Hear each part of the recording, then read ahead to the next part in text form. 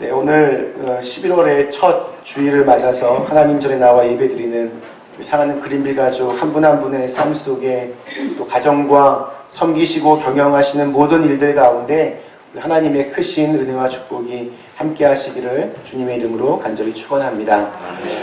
제가 개인적으로 가장 좋아하는 분 중에 디트릿 보네퍼라고 하는 독일 목사님이 있습니다. 그분은 20세기 악의 좀 상징이며 또 독재자였던 그 히틀러에게 대항했던 인물로 잘 알려져 있습니다. 전쟁에 이렇게 몰두하고 있던 그 나치 정권 하에서 평화를 외쳤던 그런 분입니다. 국민들을 전쟁의 그 참혹함으로 몰고 갔던 그런 위기 속에서 정의로운 그 마음으로 분연히 일어났던 용기 있는 분이었습니다. 하나님을 믿는 그 신앙은 추상적이고 공허한 그런 것이 아니며 우리가 발딛고 있는 이 현실에 그대로 잘 적용해야 된다라고 늘 말씀하셨습니다. 그래서 그는 목사의 신분임에도 불구하고 이 히틀러를 암살하려고 하는 그런 조직에 가담합니다. 그것이 발각이 되어서 감옥 생활을 하게 되었고 1943년 4월 9일 이른 새벽 39살의 젊은 나이로 형장의 이슬로 사라지게 되었습니다. 그는 아주 힘들었던 감옥 생활을 하면서도 굉장히 의연하게 그리스도를 본받으며 사는 것이 무엇인지를 보여주려고 굉장히 애를 썼습니다. 그는 마지막까지 자기 자신을 그리스도인의 모습으로 신실하게 그렇게 지키고자 노력했습니다. 근데 그는 감옥 안에서 나는 누구인가? Who am I? 나는 누구인가? 라는 그런 시를 썼습니다. 감옥 안에 갇혀서 내일을 알 수 없는 그 불안함 가운데 흔들리는 자기의 모습. 도대체 내가 누구인지를 깊이 고민하며 솔직하게 그 시를 써내려 갔습니다. 그 시를 한번 읽어드리겠습니다. 나는 누구인가? 나는 누구인가? 남들은 종종 내게 말하기를 감방에서 나오는 나의 모습이 어찌나 침착하고 명랑하고 확고한지 마치 성에서 나오는 영주 같다는데 나는 누구인가? 남들은 종종 내게 말하기를 간수들과 대화하는 내 모습이 어찌나 자유롭고 사근사근하고 밝은지 마치 내가 명령하는 것 같다는데 나는 누구인가? 남들은 종종 내게 말하기를 불행한 나날을 견디는 내 모습이 어찌나 한결같고 싱글벙글거리고 당당한지 늘 승리하는 사람 같다는데 나는 누구인가? 남들이 말하는 내가 참 나인가? 나 스스로 아는 내가 참 나인가? 새장 속에 갇힌 새처럼 불안하고 그립고 병약한 나. 목 졸린 사람처럼 숨 쉬려고 아둥바둥거리는 나. 빛깔과 꽃 새소리에 줄이고 따스한 말과 인정에 목말라야 하는 나. 방자함과 사소한 모욕에도 치를 떠는 나. 좋은 일을 학수고대하며 이리저리 서성거리는 나. 멀리는 벗의 그 신변을 무력하게 걱정하는 나. 기도에도 생각에도 일에도 지쳐서 멍해져 있는 나. 풀이 줄어 작별을 준비하는 나인데 나는 누구인가? 이것이 나인가? 저것이 나인가? 오늘은 이 사람이고 내일은 저 사람인가? 둘 다인가? 사람들 앞에서는 허세를 부리고 자신 앞에서는 척박하게 우는 소리 잘하는 겁쟁이인가? 내 속에 남아있는 것은 이미 거둔 승리 앞에서 꽁무니를 빼는 패잔병 같지 않은가? 으스스한 물음이 나를 조롱합니다. 내가 누구인지 당신은 아시오니 나는 당신의 것입니다. 하나님. 이 고대포 목사님은 이 시에서 도대체 내가 누굴까? 내가 나를 돌아보아도 잘 모르겠다. 사람들은 수근수근 이렇게도 말하고 저렇게도 말하지만 내가 나를 들여다보면 그게 아닌데, 내 속에는 어두움이 있는데, 사람들은 빛이라고 얘기하고 내 속에는 두려움이 가득한데 다른 사람들은 나보고 용감하다고 하니 도대체 내가 누굴까? 두 모습이 다 나일까? 그냥 자기 자신에 대해서, 자기의 실존에 대해서 이렇게 솔직하게 묻고 있습니다. 그런데 맨 마지막 구절, 그러나 내가 아는 것이 하나 있다면 하나님께서 나를 아신다는 것이다. 하나님께서 나를 아시는 것이다. 하나님만이 내 두려움도 알고 내 용감함도 알고 하나님만이 내 허세도 알고 내 순전한 마음도 알고 계신다. 그렇게 그는 밝히고 있습니다. 누군가가 여러분에게 당신은 어떤 사람입니까? 누구입니까? 이렇게 물어보면 사실 곰곰이 생각해보면 자기 자신을 자기도 잘 모를 때가 참 많이 있습니다. 그래서 우리는 남이 나를 어떻게 생각하느냐에 대해 늘 귀를 쫑긋거리며 거기에 귀를 기울입니다. 그리고 남의 평가에 정말 일희일비하면서 그렇게 살아갑니다. 누군가가 나를 좋게 얘기해주면 바로 의기양양해집니다. 그런데 누군가 나를 조금이라도 좀 비난하고 좀 아쉬운 소리를 하면 의기소침해져서 어쩔 줄 몰라야 하며 탄식하는 존재가 바로 저와 여러분입니다. 여러분, 예수 그리스도를 믿는다고 하는 것은 과연 무엇입니까? 하나님 안에서 내가 누구인지를 다시 한번 확인하는 것입니다. 예수님이 우리에게 말씀하십니다. 너 자신의 본래의 모습대로 하나님의 형상대로 그렇게 살아라. 내가 얼마나 소중한지 너 자신을 회복해라. 그리고 너 자신의 그 삶을 누리면서 살라고 우리에게 가르쳐 주십니다. 나를 향하신 예수님의 질문, 오늘 그 세 번째 질문은 내 이름이 무엇이냐입니다. 내 이름이 무엇이냐. 오늘 읽은 이 성경 말씀 속에는 자기 자신을 잃어버린 사람의 이야기가 나옵니다. 자기가 누구인지를 잃어버렸습니다. 이름이 없습니다. 이름도 없으니 자기의 그 정체성도 사라지고 정말 짐승처럼 살았습니다. 산 것이 아니라 죽은 듯이 살아가는 모습이었습니다. 그는 더러운 귀신들에게 붙잡혔습니다. 쇠사슬과 그 고랑에 묶여 있었고 무덤 사이에 자기의 그 거처를 삼고서 살아있으나 죽은 것 같았고 죽은 자 같으나 살아있었기 때문에 무덤에서 산으로 오르락 내리락 하면서 소리를 지르며 그렇게 살아갔습니다.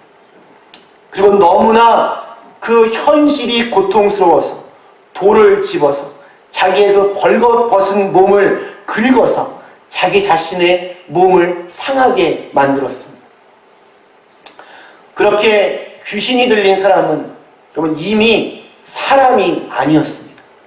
아무런 가치가 없는 사람이었습니다. 사람이 사람 구실을 하지 못하면 우리는 그와 같은 사람을 향하여 짐승만도 못한 사람이라고 그렇게 이야기합니다. 근데 정말 그것은 사실이었습니다.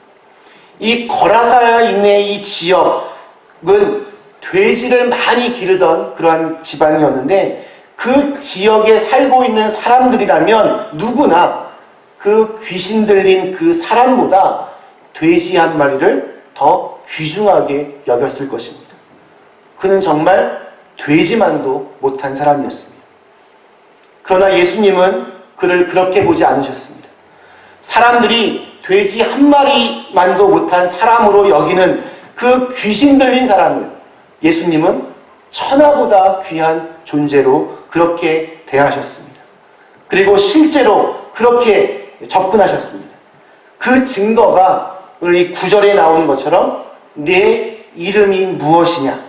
그 사람의 이름을 물으시고 그 귀신 들린 미쳐있는 그 사람을 다시 사람답게 회복시켜 주셨습니다.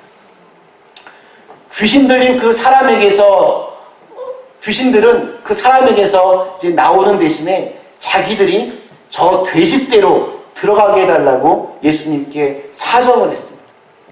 그와 같은 사정 속에는 돼지 한 마리만도 못한 이 미친 사람을 위하여 이 2,000마리나 되는 그 돼지떼를 과연 버릴 수 있겠습니까? 하는 뉘앙스가 담겨져 있습니다. 그러나 예수님은 조금도 망설이지 아니하시고 그것을 허락하셨습니다. 즉시 그 돼지떼는 귀신이 들려서 바다로 뛰어들어서 모두 다 몰살되었고 대신에 그 귀신 들린 사람은 온전하여졌습니다. 예수님은 귀신 들려서 아무짝에도 쓸데없어 보이는 그 사람을 위하여 돼지떼 2,000마리를 아까워하지 않으셨습니다. 여러분, 지금도 돼지 2,000마리면 어마어마한 돈입니다. 예수님에게 그 귀신 들린 사람은 그 어마어마한 돈의 액수보다도 천하보다도 귀한 존재였기 때문입니다. 이 거라사인의 이 지역 사람들은 이 귀신 들린 사람보다 돼지떼를 더 중요하게 여겼습니다. 왜냐하면 그들에게 있어 이 돼지는 그들의 삶에 있어서 너무나 중요한 의미를 가지고 있었기 때문입니다. 경제적으로 이 돼지는 그들에게 가장 중요한 음식이었고 또한 수입의 원천이었습니다. 여러분 아시는 대로 이 유대인들의 그 고대 율법에 따르면 돼지고기를 먹지 말라라고 이렇게 금지했습니다. 그런데 그들은 당장에 먹을 것을 위해서 그리고 그 돼지들을 이방 나라 사람들에게 팔기 위해서 그 지역에서 그렇게 돼지들을 많이 길렀습니다. 종교적으로 돼지는 이 농산물의 축복을 기원하는 종교의식에서 아주 중요한 제물로 쓰여졌습니다. 우리 한국 사람들도 뭐 가게를 새로 이렇게 개업하면 돼지 한 마리 딱 얼굴 갖다 놓고 거기에 절을 합니다. 하나님께 번제물로 바쳐지는 것이 아니라 그 가나안 지방에서 풍요와 다산을 주관하는 신이라 일컬어지는 이 바알을 위한 그 예식에 그들은 이 돼지들을 사용하기도 했습니다. 그리고 정치적으로 이 돼지는 당시 그 지역, 오늘날 그 시리아 지역에 주둔하고 있던 로마 군대의 그 심볼이었습니다. 예수님이 귀신 들린 사람에게 이름을 물어보자 그 사람 안에 있던 그 귀신들이 자신의 이름을 군대라고 이야기를 합니다. 당시의 이 로마 군대는 힘과 권력을 상징합니다. 이 지역 사람들은 하나님을 의지하기보다는 그렇게 세상에 막강한 힘을 가지고 있던 로마의 힘과 권력에 의지하여 그렇게 살아갔습니다. 이 지역의 사람들은 귀신 들린 이 사람을 마을에서 추방시켰지만 사실은 그 마을 사람들 역시 경제적인 이윤과 종교적인 우상 숭배와 그런 정치 군사적인 힘에 의지하던 귀신 들린 사람들이었다는 것을 마가는 의도적으로 지금 암시하고 있습니다. 이 성경의 관점에서 보면 이 거라사인의 지역 전체가 이 마을 전체가 귀신 들린 그러한 곳이었습니다. 그것은 17절에 마을 사람들이 예수님께 와서 한 말에서 잘 드러납니다. 그들은 그 병자를 고쳐주신 예수님을 마을에서 떠나달라고 요청을 합니다. 사람을, 그 생명을 구하고 귀신을 쫓은 예수에게 감사하며 더 많은 은혜를 사모하는 것이 당연한 일인데 그들은 왜 예수님을 떠나라고 지금 권면하고 있습니다. 그들은 이런 사건 한 번만 더 생기면 이 동네가 살아남지 못할 거라고 그렇게 생각했을 것입니다. 한 영혼이 구원을 받는 것에 대해서는 안중에도 없었습니다. 그들에게 중요한 건 오직 돼지였습니다. 사람이 죽건 귀신이 들리건 무덤에서 살건 오직 나에게만 피해를 끼치지 않으면 괜찮은 것이고, 그 영혼을 구하기 위해서 내 재산이, 내 욕심이 희생되는 것은 원치 않는 것입니다. 그들에게 중요한 것은 돼지, 오직 내가 가진 내 것, 내 재산이 없어지는 것만 참 중요하게 생각한 것 같습니다. 지난 주간 한국에서 이렇게 들려오던 소식들은 정말 참담한 그 자체였습니다. 무당과 귀신, 그리고 사이비 종교인에게 잠식된 이 최고 권력자의 그 마음과 영혼이 참 불쌍하기도 하지만, 그 폐해가 한 사람을 넘어서 나라 전체를 병들게 하고 엉망으로 만들어 놓고 있습니다. 오늘 말씀에 등장하는 이 거라사인의 마을처럼 나라 전체가 정말 귀신 들린 것과 같은 모습으로 제게는 비춰졌습니다. 한 나라의 건강함과 성숙함은 국민 한 사람 한 사람을 얼마나 소중하게 여기는지에 달려 있습니다. 한 사람의 생명보다 경제적인 이윤이 더 중요하다면, 힘과 권력으로 한 사람의 인권과 가치를 함부로 짓밟고 이용한다면 그곳이 어디든 그곳이 거라사인의 마을이 될 것입니다. 이틀 뒤면 미국 대통령 선거가 있습니다. 많은 사람들이 누구에게 투표를 해야 할지 선뜻 마음을 정하지 못하고 있습니다. 두 후보가 그동안 자신의 그 삶의 궤적에서 보여준 모습이 국민 한 사람 한 사람을 그렇게 소중하게 가치 있게 대하지 않을 것 같다 판단하고 있기 때문입니다. 다들 자기의 욕심과 자기의 야망과 자기의 이익을 위해서 대통령을 하겠다는 것이 아닐까 그렇게 걱정을 하고 있습니다. 사람들이 그래서 이렇게 말합니다. 미국도 옛날 같지 않다. 참으로 어려운 선거가 될 것이고, 또 과거처럼 이 청교도 정신으로 세워진 나라이기에 세상에서 그래도 가장 깨끗하고 가장 정의로운 나라다라는 인정을 받기는 앞으로 참 어려울 것 같습니다. 그렇다면 오늘 이 아침에 예수님을 구주라 고백하며 예배를 드리고 있는 저와 여러분은 어떻습니까? 과연 우리는 한 사람의 가치를 어느 정도로 여기고 있습니까? 다른 사람이 아니라 여러분 스스로, 여러분 자신에 대해서는 어느 정도의 가치로 평가하시겠습니까? 사실 우리 안에는 언제나 두 가지의 마음이 공존합니다.